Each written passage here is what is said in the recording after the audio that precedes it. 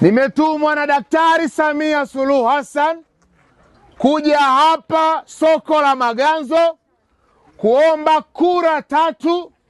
Kura ya kwanza kwake yeye mwenyewe, mama yetu mpendwa Daktari Samia Suluhu Hassan. Kura ya pili nimekuja kuiomba kwa ndugu yangu Lucy Mayenga. Lakini kura ya 3 nimekuja kuomba kwa mtoto wenu Hamza Tindiko. Naomba makofi kwake.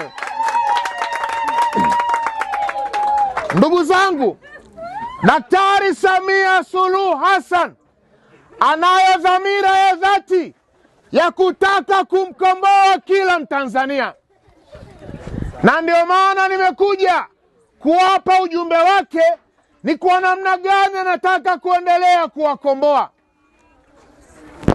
Tunaomba kura hizi tukitamani kuendelea kutatua shida na changamoto zinazowakumba ndugu zangu wa hapa Maganzo.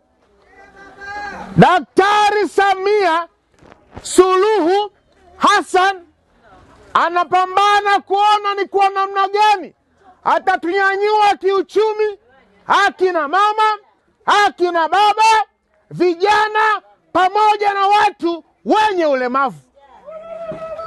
Daktari Samia Suluhu Hassan katika ilani ya Chama cha Mapinduzi ya mwaka 2025 ya mwaka 2030 anataka kutoa mikopo isiyokuwa na riba kwa kundi la akina mama shilingi bilioni 99. Makofi kwa Samia Suluhu Hassan.